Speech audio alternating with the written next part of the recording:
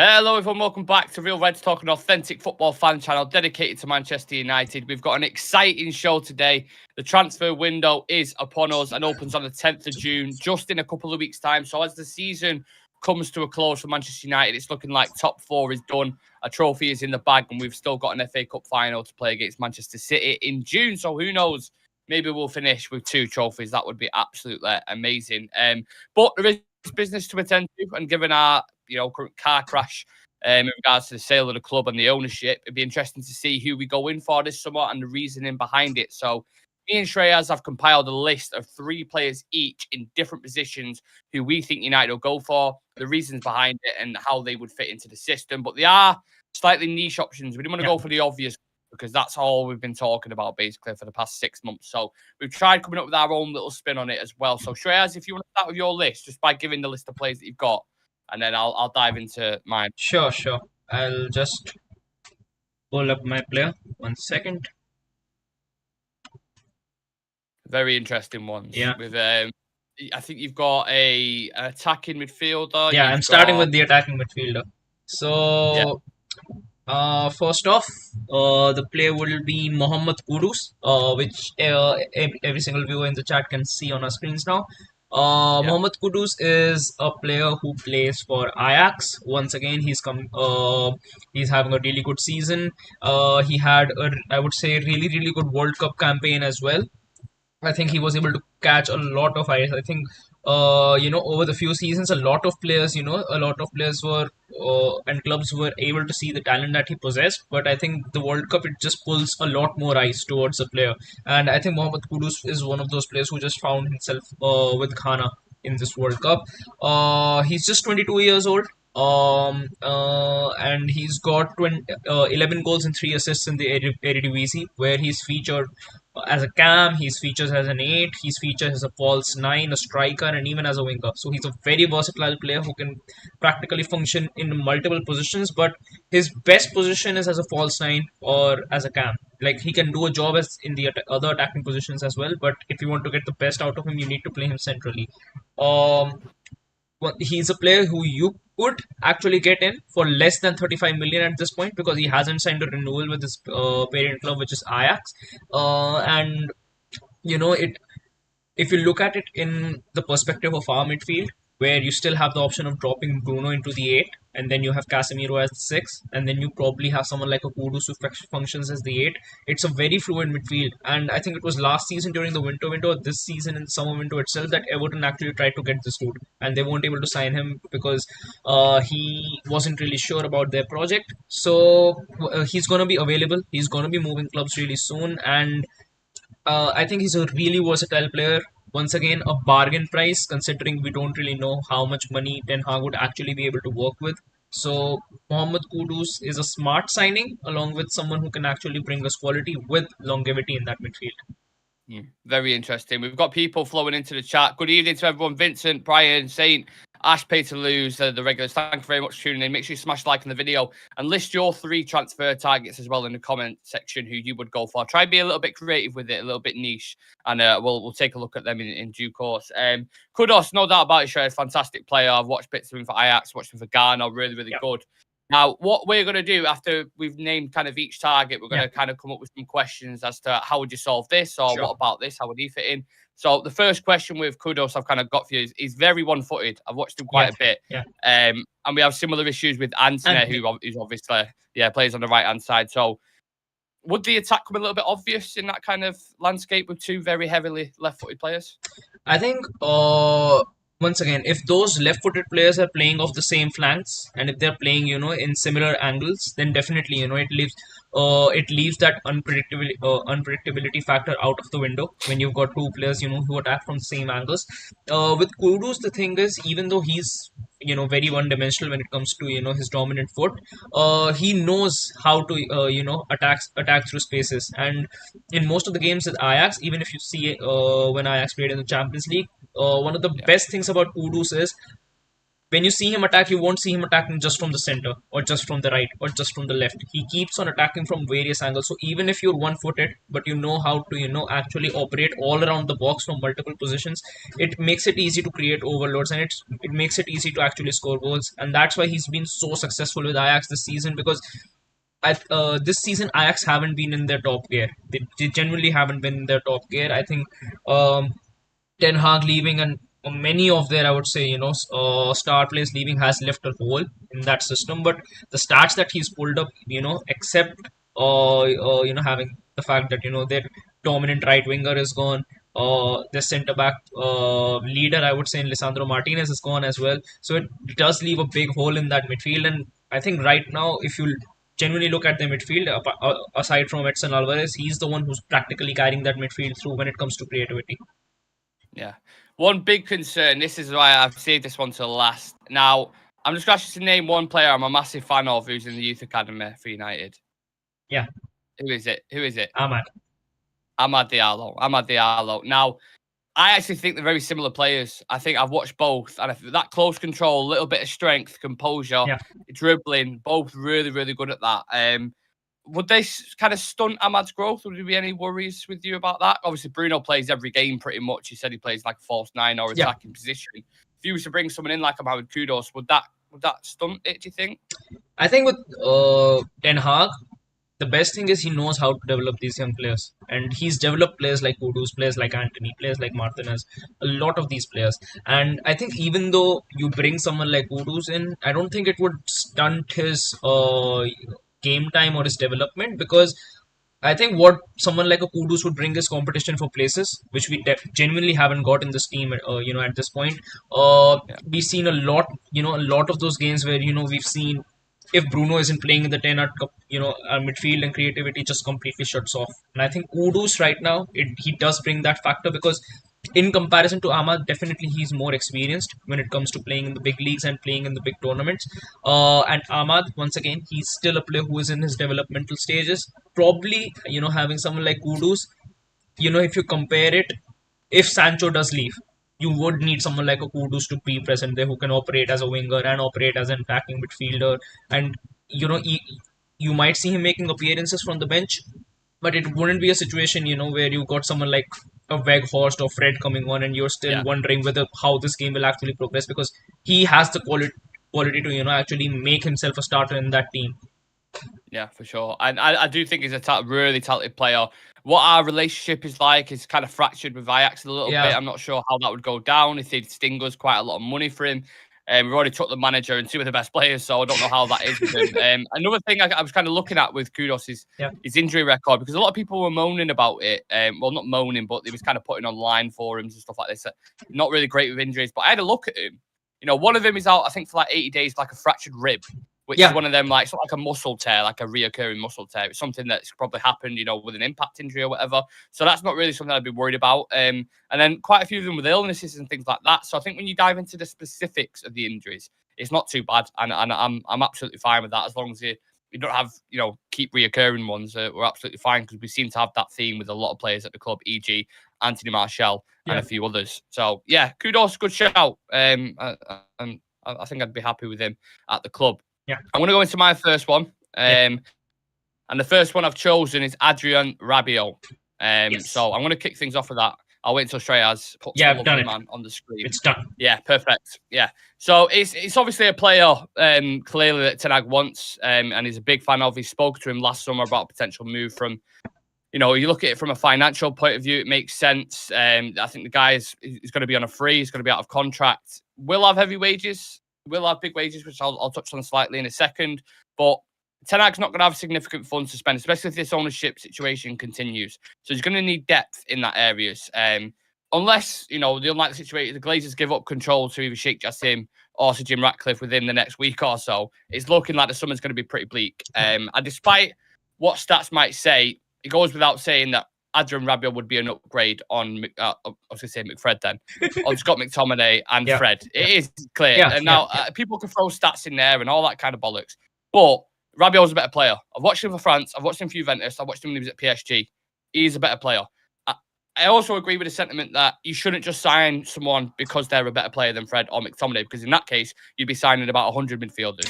But if you Yeah. watch Rabiot, excellent left-sided midfielder, diverse qualities. He's won 5 league titles. He'll bring experience and a winning mentality to the midfield. And I was looking at some of the quotes from Pirlo on him, just the last bit on Rabiot, when he was manager there. And he said, he's a complete player. I've rarely seen someone so strong, both physically and technically. He's played as the deepest player, both as a single pivot in the 4-3-3 or a double pivot in the 4-2-3-1, and as the more advanced central midfielder position. And in a 4-4-2, he's played on the left side of the midfielder. So you can see the qualities that he has. You can see the diverse range. And I think on a free, depending on his wages, I will put that as like an asterisk. Depending on his wages, I would take him at Old Trafford. I think it'd be a significant upgrade. And he brings more physicality than a Christian Eriksen does, let's say, for example. I think, once again, Rabiot, it's a very experienced player playing in the Italian league. I think he featured a little while for PSG too. Before making the move to Juventus. Do you think that, once again, he was a name we were heavily linked to last season before we ended up going for Casemiro?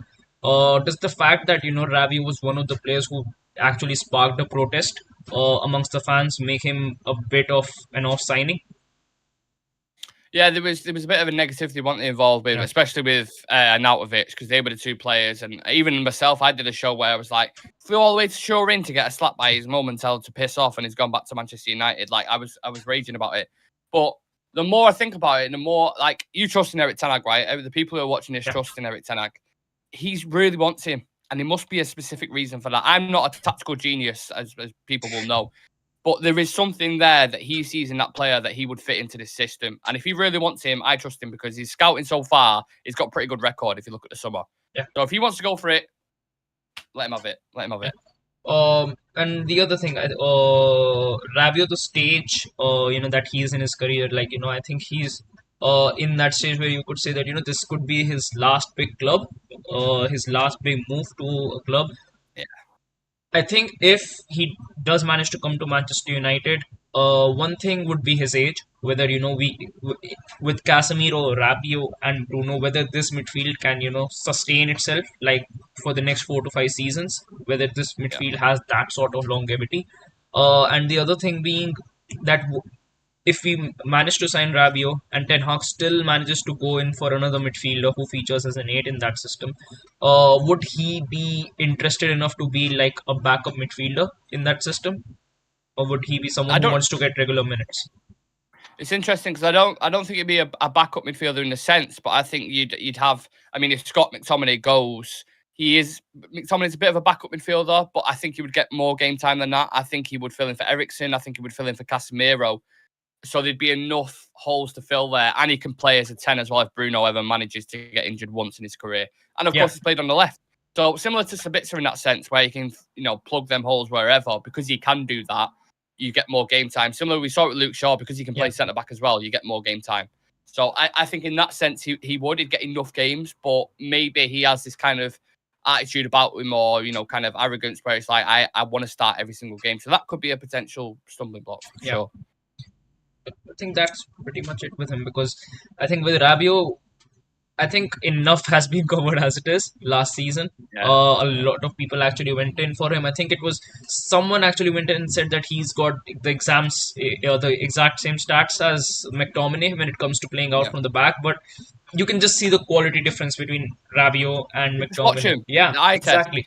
And we've seen McTominay feature alongside Casemiro. We've seen McTominay feature around a multitude of midfielders this season, and we've seen that even on his best day, what kind of performance we can expect from McTominay. When you see Rabiot play alongside an N'Golo Conte in that midfield of France, or when you see him playing, I was just going to say just one more thing as well. I think the fact he's a left-footed player helps a lot. You talk about balance. The reason why I brought Lisandro Martinez in, the left side, it just opens more passing lanes. It's more balanced. You see it with numerous players. So I think that's just another quick one I wanted to throw in there. Yeah, and I think just the last thing about him is that a lot of UFA fans have just they've said that he's been a loyal servant to the club for many years, but he's one of those purple patch players that he's on a very very good run at times, but when he's not at it, he can go invisible for like 2 to 3 or odd months and not perform. But when he comes back into form, he has that spell of 8 to 10 games once again. But it's a constant process with Rabiot. So would that be Yeah. something that would be a bit of a scare in that midfield of Manchester United? Yeah, I also think that you can become a product to your environment, though. Like we discussed it with Vlahovic before, who we think Yeah, is a very yeah, good striker. But at that Juventus side at the minute, the past couple of years, it's not been the best environment to play in. And they've had managers come and go, they've had board of directors come and go. yeah. I think you put him next to Casemiro. Or that's why I think when you see him play for France and the He players looks he's better. surrounded by Yeah, he there, looks much he better. looks really, really good. So I think you bring him into Manchester United, you put Casemiro next to him, put Bruno in front of him. I think he'd be all right. Yeah. And I think that brings me to my second player. Yes, let's go. And Who've we got? that would be Inter's starting centre back Yes. this season. One of the reasons why they made it so far into the Champions League final, and that is Alessandro Bastoni. He's a player who's got his contract running out next season, so he's just got 1 year left on his contract. So you could actually get him for a bargain price from Inter. Inter are one of those teams that when they're performing really really well, they look to offload a lot of their players. We've seen that trend a lot of times that they've sold, like when they won the Serie A, they managed to sign, sell Hakimi and loads of players that season. So I think Bastoni, once again, the reason why I would go for him, he's a left-footed centre back. He would bring that versatility into Manchester United, and I think now that we're actually actively looking for a centre back, we need to be, visualizing those centre back in a way that can this player be able to replace Varane, like possibly in the next couple of seasons, like just being here because Varane is 30. Eventually, he's going to fall down in the pecking order. He's going to be that probably that veteran player who sticks by the club and is able to offer that mentality and that mentorness to other players. And yes, Bastoni, he's a very capable centre back. He's got decent pace. Surprisingly, he's got very good aerial duel winning rates as well. When it comes to ground duels, I think most of the inter centre backs, when you have to look at their ground duels, they're very very good because when it comes to ball playing ability, even De Vrij and Bastoni, all of them, they're really, really decent when it comes to playing out from the back. And yeah, I think Bastoni is just a very complete centre back at a very young age, and this could probably be one of the best times to actually sign him in because next season he either signs a new contract and his price actually shoots up, or someone else actually comes in for him. I'm a massive fan of Bastoni. I did a scout report ages ago. I think it was about 6 months ago or something, maybe even longer. Maybe it might have been last year. Talking about this player and how good he's been for Inter Milan and how good he's been for Italy. Yeah. You look at like when Yeah. Chiellini and Bonucci went, he's like the next kind of heir to the throne alongside of Serbia or Izzo, whoever it is they're going to throw next to him. But with him being a left-footed, where would he fit in? Because I wouldn't start him personally, said Alessandro. Yeah, sure. And it's very rare when you have two left-footed centre backs. So will he get enough game time? That's the question. And will he be up for that? Because he's been like he'd won first team, right? Yeah, I think he could, and quite frankly, I've never seen a two left-footed partnership before in the Prem, like for quite some time. Like I've seen that right hand partnership and right hand left hand partnership. Yeah. I wonder So if there is any. yeah, I actually couldn't really find anyone as well because with City they've got either Akanji playing or Laporte playing alongside, or they've got Nathan Ake who features off. So it's quite dynamic, but I think having that left-footedness from both of your centre backs, especially when both of them aren't really that single foot dynamic, they both are very capable when it comes to playing off either of their foots. And one of the best thing is both of them are really aggressive when it comes to tackling. Like they don't lose out on second balls. They like to. He loves Ramos. Only thing about Bastoni is his heroes Ramos tries to replicate his game. And I think the best thing about having both Bastoni as well as Lisandro Martinez in the team would be that we've seen how good Lisandro Martinez is when it comes to his passing ability out from the back. Like the way he's able to link up. One of the best in Europe. Yeah, he is genuinely able to link the attack straight from the defense. And Bastoni is once again another one of those players. The kind of fluidity that he has with his partners like Denzel Dumfries or with Nicolo Barella playing in front of him, they form. I think him and Barella are the key to Inter actually scoring goals, because the moment these two shut down, their entire creativity gets completely in the mud. So I think it would be something very different, which might not have actually been implemented in the league by now. Having two left-footed centre backs who are both have ball playing ability and they are very decent in the air. So Yeah. I think and I think with bringing him in, it would actually help Lisandro as well a lot, because we've seen how many times Lisandro got overplayed this season, like week in and week out, a game every single 3 days. You need quality players to be available on the bench for you, and we see it with City. They've got Ruben Diaz, they've got Akanji, they've got Emerick Laporte, they've got John Stones as well. So they've practically got two first choice centre backs on their bench itself. And I Mm. think that is the kind of system we should be cultivating at United itself, because even though we might be shifting from Lisandro to Bastoni, the quality drop off isn't that massive that we are so vulnerable when we get hit on the counter attacks or when we are going away from home. Mm. You know what? You can have two right-footed centre backs. So I don't know why two left-footed ones can't work. But what I'm actually going to do after this show, I'm going to have a look to see if there's any pairings because I can't think of any off the Yeah, top of my head. Obviously, left-footed's not as common as right foot, but yeah, I'll look into that. Just the last couple of questions on Bastoni. A little bit of a similar worry as to what I had with Denzel Dumfries, the fact that he hasn't played in the back four frequently. He plays in a back three, back five, whatever you want to call it. So that'd be interesting to see how he develops into a back four. Do you think he's got the defensive capabilities of doing that? I think surely, because I think in that inter back line, he is the spearhead of that defense right now.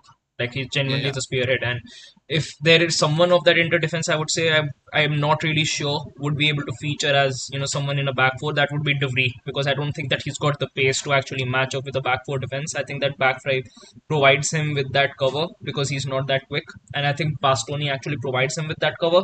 Uh, so I think in a back four, probably he'll be able to express his game a lot more, because in a back three you need to actually contain yourself a bit. You need to preserve that shape. Even when you're attacking, you need to preserve that shape, because you haven't got that kind of freedom to actually rotate about the box that way. You need to be able to mark your position quite well. So I think probably a back four, and Bastoni might be able to actually show himself out a little bit more in comparison to what he's doing at Inter.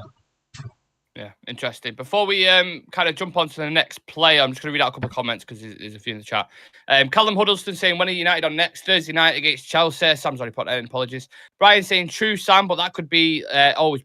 sorry, I missed a comment. Just a bit different. As an alternative, I'd go with Mitrovic as a striker, get Tielemans on a free. Sam saying Tielemans is down tools at Leicester's. Not sure if you want that energy in my team. True, Sam, but that could be because Leicester are getting relegated. His contract is up in the summer. Ten, I can get the best out of him. Tielemans would be an interesting one. But one thing, I don't want to speak about Tielemans too long, but one thing is no other team has gone in for him. That's the one thing that worries me. He's been lingering about on like 1 year left on his contract, and we hadn't heard a sniff Because from a single club. even Ruben Neves wants to leave, and we are seeing him linked with a lot of clubs. You see those rumors circulating about Ruben Neves a lot, but with Tielemans, it's pretty shut down as to what is his future. Either he's seemed like a staying very hot topic like last year, didn't it, with Yeah. Tielemans? That everyone was like kind of pushing for it, but he has dropped off quite a lot. Yeah. But maybe that is a product again of his environment, of what's happening with Leicester there. Right, we'll go on to my second player, Shreyas, and my second player as a striker is Rasmus Højlund. I think that's how you pronounce it anyway. Now, I thought Shreyas might put Harry Kane in there. He's gone for someone different, but we'll touch on that in a second. So I just thought I'd mention a bit of like a secondary option. I thought, a striker with a lot of potential who could maybe grow into that role. And Højlund started the season at Austrian side Stern Graz before joining Atlanta for 17 million euros. He's since registered 10 direct goal contributions in Serie A. He has 14 goals and 6 assists in 39 games. Yeah. And his combination of pace and power has got his peers discussing him and comparing him to the likes of Erling Haaland. He's 20 years old. In his international debut, I think, in his first 2 games, he scored 5 goals in his 2 starts for Denmark. We could actually probably pick him up for 30 to 40 million euros. He's a massive Manchester United fan, so he'd love to play for the club. Yeah. And when you look at someone like, I know you like Vlahovic, Shreyas, and again, it's the specifics with that, he's the environment of Juventus, all that kind of. I think that's the thing with Vlahovic is that having no creativity in that midfield, and he's still got double-digit goals this season, and even before that, he's been scoring 20+ goals in the league for 2 seasons or 3 seasons in a row.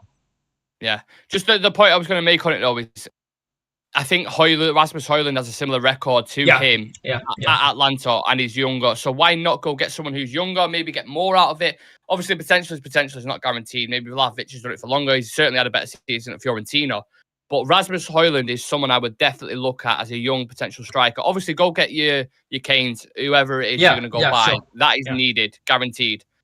But someone like this, if you can stretch the budget, I don't know how you're going to do it by selling and new owners coming in. I have no idea. Yeah. It's why it's a niche option, but he's someone I'd take a look at. I think definitely. I think when we've been covering a lot of shows, we said that even though you get your first choice striker, like your priority striker, you need to have an understudy. You need to have two strikers at the club. Once again, like City have got Erling Haaland and them, they've got Julian Alvarez. So you need someone like that, and whether it's an Osimehn or whether it's a Kane, someone like an Højlund, I think he's a very, very decent signing. I think he's very young, he's very raw. I see glimpses of Benjamin Sesko in him as well, like short glimpses of how Sesko plays. I see that in him as well. Yeah, exactly. Yeah. And I think that's the kind of players that Ten Hag actually likes to work with when it comes to his number 9s. So yeah, I think he's very, very decent and very, very capable. But the only thing that I think there is just one worry. I think even if we get him for like 25 million, I think he's worth the price. I think he's got very good talent and he's got loads of potential. But the thing has just been whenever players, clubs have gone in for young, high potential, and these highly talented Italian strikers, it hasn't really cultivated into their leagues as well.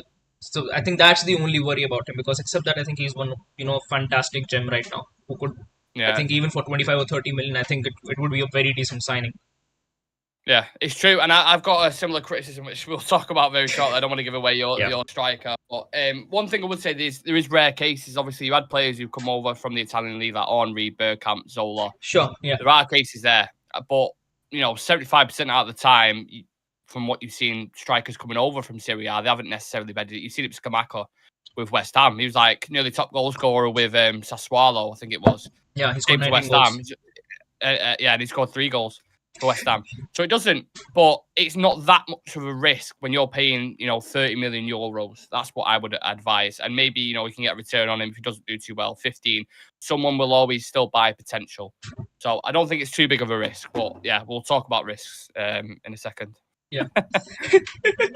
Yeah, and I think that's pretty much to it, because I think with the young quality striker like him, I think Ten Hag would actually genuinely be looking in for him. And Sesko, I think the deal with Benjamin Sesko can still be done, but it would cost around 60 million. And you can get I was going to say Sesko, by the way, but I didn't go for him because I've spoken again. Another one I've spoken about so much. I think Sesko goes for 60, but you can get this guy for 25 to 30. So, and he's probably got the same skill set as him. And right now, smells danger in the box. That's you watch him, he's a proper poacher. Yeah, he definitely is, and he is fearless in the box. That's the one thing I like about him the most. So, once again, Haaland is a striker who is from Norway, and City have got him. Might be our chance to get someone from Denmark to compete with him in that rival. Tournament. Yeah, surely. So Højlund, what's his name? Højlund. Rasmus Højlund. Yeah. Højlund, Haaland. You can see exactly. It would be a good rivalry to see, but yes, I think definitely he's someone who should be looked at, and I think next season, whether it's Evan Ferguson, whether it's him or Karim Adeyemi, whoever it is, I think we need to go in for an understudy, except for the first team striker as well, because we need depth in that striker position. I think we've all agreed on that, haven't we? As a channel, like whenever we've spoken about it, we could do with it. I mean, we even had Jay on from Stretford Paddock, who was speaking about it, saying we need a secondary striker. Yeah, we genuinely do. So, yeah. Okay. Let's move on then. Yeah. Which brings me to my final player. Final. Yeah. Yes, sir. And that is Victor Osimehn. So, once again, Victor Osimehn, I think most of the people know who he is. He is Napoli's spearhead. He's Napoli's number 9. Had a very incredible season last time around as well, and he's practically shattered all records this season. In Serie A, he's the leading goal scorer, and he's got 23 goals and 4 assists, so 27 goals and assists this season in the league itself. And for this, And last season itself, I think he got in during the January window or something, and he came in and scored 10 goals. After that, the season he scored 14 goals within 27 games. So he's got a very good conversion rate. He scores practically in every second game he plays. This season, I think having someone like Kvaratskhelia on the left wing has helped him out a lot. I think he's been blessed with more opportunities to actually go forward and attack. He's gotten more opportunities to score this season in comparison to what he had last season. Um, Napoli winning the Serie A, he's one of the biggest, I would say, people who have influenced them into going and winning this, league, and by such a big margin, which hasn't really happened in the Serie A for so long. And Napoli were a kind of team that were, you could see them going to third, fourth, second, but they were never able to get that first spot. This time they've clinched it, and Osimehn is one of the reasons for that. I think he played very well in the Champions League campaign this season as well. And yeah, I think he would be a better Nigerian striker than what we had a few seasons ago. Yeah, well, yeah, that definitely wasn't going to be one of my questions. There's no doubt about that. He is an absolute killer in the box. Every time I've watched him and the guy's name I can't pronounce, but you can do it really well. Yeah. Hit them two together in particular when I've watched Napoli, really, really good. And Napoli, one of them teams, whenever I've watched him, they like to get down the flanks, to get crosses into the box. He's got a lot of headers. He's a lot of low drilled crosses that he's got on the end of. So I think if you provide him with the service, he can certainly come up with a few goals. I love him as a player. I've seen Jose Mourinho describe him as the closest thing to Drogba that he's ever seen. Yeah. Which is obviously high praise from Mourinho. Just one question: where the fuck are we going to pull 140 million euros from? That's my only kind of red flag. I think he is a sensational player, but that amount of money, wow, that's our full budget pretty much. I think that is just the only thing that would keep me from Victor Osimhen, because I think one factor that pushes me towards him is his age. I think if you get him, you've got your at least 5 to 6 years. 5 to 6 years you're sorted in that striker position. And the second person who's being rumored a lot alongside him has been Harry Kane, but his age factor is one thing that pushes me away, and then the price being rumored about him as well, because we are in a loop where we sign a striker and 2 to 3 seasons later we have to go in for a replacement, and that means we are practically funneling out 50 to 100 million every single 2 to 3 years in just one position. So I think to break that cycle, I think he could be a really good player. Napoli are definitely going to want upwards of 100 million for him. Even last season when he was being rumored, they wanted 100 million upfront for him. So he is going to be an expensive signing. But I think the only time you can actually sign him is this window, because of two reasons. One, United are going to be getting new ownership, so they're gonna want to sign at least one player as a marquee signing. If any single owner, when they come in, they want that one big name that they bring to the club. So I think Victor Osimhen could be that one big name that they could actually bring to the club.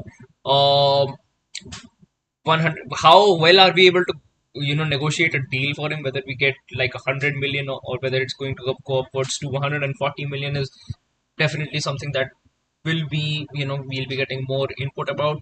But we just need to be concerned about one thing, that if Ten Hag actually wants this guy, if he wants him to be the number 9 for Manchester United next season, Chelsea are actually going in for him very, very actively. So whatever deal is on with Napoli, we need to get it sorted really soon. Brian saying the worry with Højlund or Osimehn is it could take a long time for him to adapt to the pace of the Premier League. Not many come and light up straight away. And he's right. He is right in rare cases. And that was actually going to kind of lead to our next question. Like, we've already touched on it, the fact it's a massive risk considering the history of players coming over from there. I do think Osimehn in particular would be an exception, just because what you need to adapt to the Premier League, what we've seen with Haaland, the pace, the power, strength, and finishing ability, Osimehn has all of that. Exactly. So I don't think he'd struggle to adapt necessarily. Because in that regard. Thing is, we've seen how we play, and we genuinely know what we want from our striker now. Like, whoever comes in for Manchester United, we know what kind of mold they have to be to actually be successful as a number 9. And what we need is pace. We need someone who can actually finish off his chances, even just put their foot in the right direction just at one point, I would say. And the next thing would be their ability to be able to be compatible with Bruno Fernandes behind them. I think that's the only thing that Sure. they need to do, because if you got Yeah. these three areas sorted, I think any striker at Manchester United, they would actually be able to score 20 plus goals. We said it about Martial this season that if he would have been fit, he would have been putting up the same numbers as Rashford when it comes to goal conversion easily, because he is the right profile. He's just not fit. And with Osimhen, I would Mm. say he's an upgrade in the sense of pace, in the sense I would say of actual just bruteness in the box. Like he completely bullies defenders off whenever he's in the box. And Syria is known for defense. Like it's genuinely a very very defensive league. So the fact that he's putting up these numbers alongside Kvaratskhelia, like they've just combined and scored like 60 goals this season. Yeah, So they've been that and outrageous, haven't they? exactly, and that's a very dangerous stat for a striker and a winger.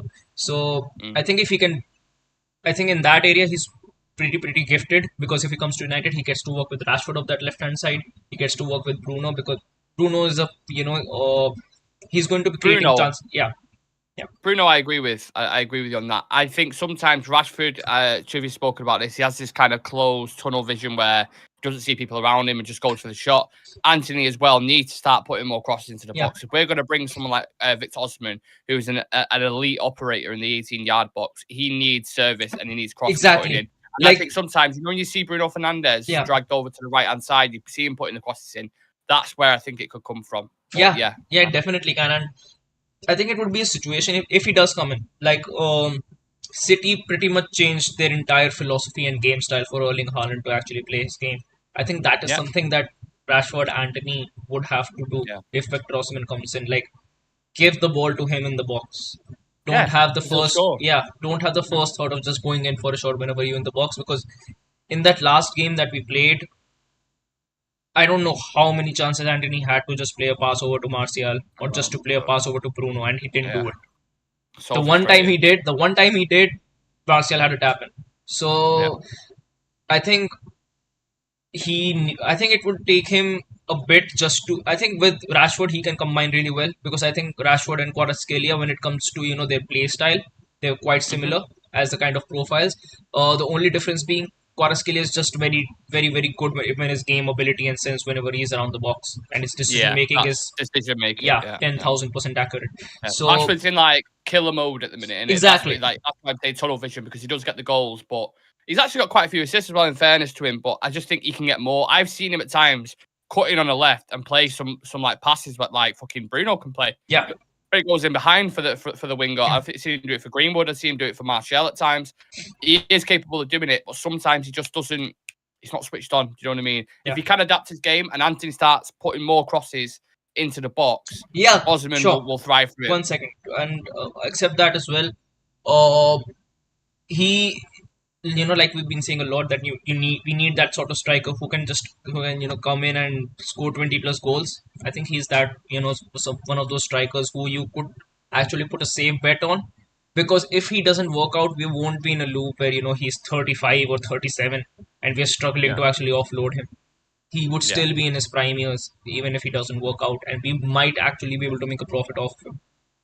Yeah, I'm just going to dive into a couple of the comments again because there's quite a few. Sam saying Hoyland, I keep mispronouncing his name. That guy, the Danish guy who plays for Atlanta, would be backup starter, so you'd give him time to bed in, plus super young. I agree with that. Dave's in the chat saying, in my opinion, goal is mid-centre back next, then right back. Yeah, look, I tend to agree with the goalkeeper narrative. I've been pushing this for a past 6 months, saying, how is it not a priority to anyone? Because I think it's a massive priority. And I'm not saying that's blowing me on trumpet. Like, I'm not asked. I'd rather De Gea be successful, and I'd rather him improve at the distribution side of things. But I do agree. I think goalkeeper is a big priority. But like I said, with the targets we've gone for today, we've kind of switched up a bit and trying to be niche in our options. Brian Casey saying, going to take a world record bid for Napoli to let him go. Absolutely. I think they will get one. I think, and if we don't go in for him, it would be from Chelsea. Like Chelsea, I think either Chelsea or PSG will get him. I think when Messi leaves, inevitably goes Saudi Arabia or PSG. Neymar's looking to leave. They are huge wages off the bill. Yeah, and I think they need that. Once again, they need a superstar to fill in for him. And I think either it's Osimehn, whether it's PSG or Chelsea, might just come in and pay 200 million for him. You know, Todd Bowley more Yeah. like. Charles Sampson, my thoughts on transfers are that we go for established player who can fit in as fast as possible, like Casemiro did. I prefer we go for Kane, De Jong, Maddison, and Kim. I see them fitting in fast. We need to stop Man City dominance. We can't allow them to win 4 in a row. And Brian says, being honest, I just hope we sign someone. We need to go all out for a striker. After that, we need more depth. So I'd happily go on the free transfer market. Yeah.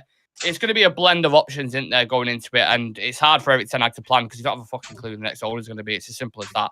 So, yeah, these are targets. These are if this happens, if that happens. There's a lot of variables going into it. But, yeah, I'll go into my final one, Treyas, if you're cool with that. Yes. Dave mentioned there that the right back isn't a priority. And look, I tend to agree with that. But with uncertainty hanging around Aaron Wan-Bissaka's future, which is a mystery to me because, in my opinion, he's completely turned it around. But I think he might be on his way out. It seems like he's on his way out for whatever reason. I don't like it, but he is. So if he is on his way out, someone I would look to target is Jeremy Frimpong. And we've seen a young Dutch wing-back coming into Real Malacia who's come in and give Luke Shaw really good competition and good squad depth as well. I think Frimpong offers something completely different to most, essentially, going forward. I mean, this season alone, he's got 8 goals and 7 assists for Bayer Leverkusen. Granted, playing as a wing-back, so a similar thing to Denzel Dumfries. As he played in the back 4 before, I don't know. It's another thing to consider. But he's clearly got a high-level ability when it comes back in the game, and he's explosive. He's got creativity. He's got recovery pace. And I think Frimpong and Anthony together on the right-hand side, you've got the pacer, explosive, hard-working, and creative. Yeah. And I think them two together dovetailing would be unbelievable as like an attacking pair. One thing I would be slightly worried about, and maybe you'll pull this up as a red flag, would be where this would leave Diego Dalot. Is he happy to compete for a spot? Does he think he deserves to be number 1? And will he look for game time elsewhere like his Portuguese counterpart Cancelo did with City and Bayern Munich? I suppose we'll find out when he signs a new deal with Dalot. You're not sure what's going to go on with that. He's probably waiting for the ownership situation like Rashford and De Gea is. But I'm a massive fan of Dalot. I believe Ten Hag's a massive fan of Dalot. And I think that's why you see more stuff about Wan-Bissaka potentially on his way out. And Wan-Bissaka, even though he's been amazing, I can't get my head around it. I really can't. But Frimpong, be attacking, aggressive, open up passing lanes for Anthony, add to the attacking rhythm. I think he'd be really, really good. I mean, no talks have already been held with his camp. So, again, this is just depending on the sale of the club, like every single transfer we've spoken about. But 30 million euros, Treyas, I'll take him. I think for 30 million euros, he's a very smart pickup. I think, once again, the concern with Dalot would still be there because if you look at both of them, the way they play, attacking is their forte. When you look at Diego Dalot as well, when you look at Jeremiah Frimpong as well, both of them, when it comes to their attacking, that's their strong part, and they're both very, very good at it. Like, even when you see Dalot playing alongside Anthony looks much more progressive when he's moving forward. So I think with Wan-Bissaka, the best thing about having Wan-Bissaka is that in games where you want a defensive right back, someone who can, actually not allow any person to cut in from that left-hand flank, you've got someone like a Wan-Bissaka who just completely shuts down the entire flank. And if you got Frimpong and if you got Dalot, you don't have that Aaron Wan-Bissaka character who's better defensively. Like deal with a Saint Maximum basically. Exactly. In the cup final. Exactly. Yeah. So once again, that's the one thing that would worry me. I think he plays as a right wing back, more or less like a right midfielder. He's got loads of pace. I actually visualized him like as his career progressed. I actually saw him moving much further up the field, considering how he plays. Like, we've seen players who start their careers off, playing as a left back or a right back, then move forward to midfielders and then probably to wingers as well. So he's one of those players who I, see that winger character from, because I think he's very good. I think when it comes to his attacking play, his defensive ability is just something that I would be worried about, and I think that is one thing that Leverkusen have been struggling with this season as well, because they've been leaking in a lot of goals in the Bundesliga this season. Yeah. So I think that's the one element about Jeremiah Frimpong which would actually alert me, and the other thing that would alert me would be similar to Wan-Bissaka. He's not able to command his back post when crosses are coming in. Yeah, I agree with all your assessments there, to be fair. We've got Dave in the chat saying selling Wan-Bissaka now while stocks are high makes sense to me. He has improved, but his overall game for what we want just isn't there. Again, I take that point, but at the moment, he's starting over Delo. He's been better than Delo. So, yes, his stock's high. Maybe you might be right, 6 months down the line, if we sell him and he starts doing things that he was doing for his next club that he signs for, you might look at it and go, yeah. But I don't know. You're talking about, like, if you bring Frimpong in, then you've got to say, if you did let Delo go, you've got Wan-Bissaka and Frimpong there who both have different qualities for different games. In if you've got a tough away fixture against PSG, you're having to deal with Neymar and Mbappe, whoever it is. Yeah. Wan-Bissaka's your man. Bring him on. You got St. Maximum. Wan-Bissaka's your man. If you got a team playing a low block and you really need to get these, you need someone to just ping crosses in from that right hand side. Yeah, he's your guy. Frimpong. Yeah, but absolutely. For sure. Yeah, well, I think once again, for 30 million, I think he's a steal of a signing. But will he be able to gel up in that United defense? Oh, yeah. Continue to talk. Yeah. Once again, the thing about Jeremiah Frimpong would be we've seen a lot of games where wing backs have been tucked in. A lot of those games where we haven't really progressed forward that much through our back line. We've been tucked in. We've been trying to preserve our shape from the back. He isn't your guy if you want to preserve your shape from the back. Like if you're playing a very, very, pragmatic approach when it comes to your back four, which we've done in a couple of games because we just don't have that sort of depth to kill off games and play with that expansive midfield every single game.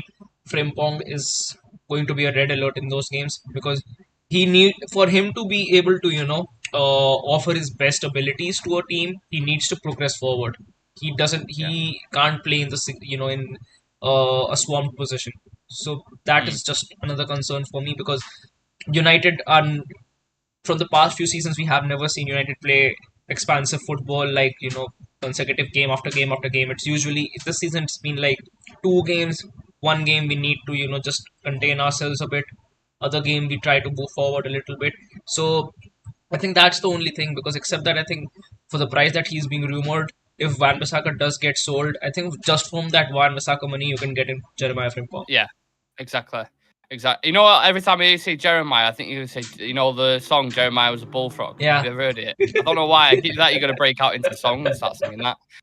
Sam's saying if we sell our assets, McTominay 30-40, Donny for 20, Wan-Bissaka 30-35, Maguire 35-40, Henderson 25-30, that's an extra 140-60, but that's a big if. Yeah. Maguire for 35 or 40? That's a big if alone on its own. 5 or 10. Yeah, well, maybe we'll just use the Napoli tactic. If they're pushing up Osimehn to make a player seem more attractive and you want to spend a lot of money on him, maybe we'll just do the same with Maguire and just say we want 150 million for Maguire. And then if someone offers 40, it's going to look like Chelsea offers 150 million for Maguire. Yeah, it's going to be an absolute bargain. So, yeah, but do let us know, guys. Drop your comments in. There's been quite a lot of you coming in and out. Drop your comments in. 3 transfer targets you really want to go for. You want United to sign. Be as creative as possible and put them in the comment section. Make sure you smash a like on the video and subscribe to the channel as well. That is the end of the show, Shreyas. It's absolutely flew by, to be fair. Do you have any kind of outside the box shouts? Anyone? You don't have to go into it too much in depth, but anyone at all who's not the obvious ones. We've spoken about Kane, De Jong, loads of times before. One player would be Konrad Lema from Konrad Lema. I thought he was going Bayern. Is he not? He's one of those players who's agreed verbally for a deal with Bayern Munich, but I think it's still not set in stone. So that is one player who I would look to target because I think he's very good as a CDM. Like he's very, very, very good as a CDM in that Leipzig team, and for someone to actually cover for Casemiro in this team, I think Lema could be a good option. Another player that I actually like, once again, is from the Bundesliga, is Daichi Kamada, who plays for Frankfurt right now. His contract is running out, so he'll be available on a free contract next season. Dortmund and Milan are pretty further up in their deals with him, but if United are able to, actually come in at the right second, we could probably get him in. And I think he's a very, very good footballer. And at the World Cup, he played very well for Japan. Japan as a team played quite well as well. So I think Daichi Kamada and Konrad Lema would be 2 out of the box shouts who could be very cheap and very good for us. Adam saying Seamus Coleman, he sounds like a mustard. Is that the kind of mustard you have in a hot dog? Coleman sauce or some shit. We've already got one bright Irish talent coming into Manchester very shortly. We don't need to. It's going to be over flooded with Irish talent. So Yeah. that's all to Adam. But yeah, that is, look, Sam's put Kane, Ugarte, Kim Min Jae. I think Ugarte's the midfielder. Is it for Sporting? I think. Yeah. But he's plays in the Portuguese league. Yeah, all good shouts. All good, very shouts. But yeah, like I said, leave your comments in. Make sure you smash the like on the video. Subscribe to the channel and let us know what you think of the 3 players that we've both picked. If you have any kind of things you want to pick at, again, drop them in the comments. And yeah, thank you to my counterpart, Strayas, for joining me. And thank you to you guys for always supporting us. We appreciate every single one of you. Do you have any final words, Strayas, before we go? Yeah, we'll be having the preview tomorrow for the Chelsea game, so make sure to come and watch that as well. And yeah, make sure to stick around the channel. Hopefully the sale goes through really soon and the saga ends. Yeah, so turn on your notification bells and drop us a follow on socials so you don't miss a single thing. And come and join us for the Chelsea preview tomorrow. Take care of yourselves. Have a lovely rest of the week if we don't see you then in a bit.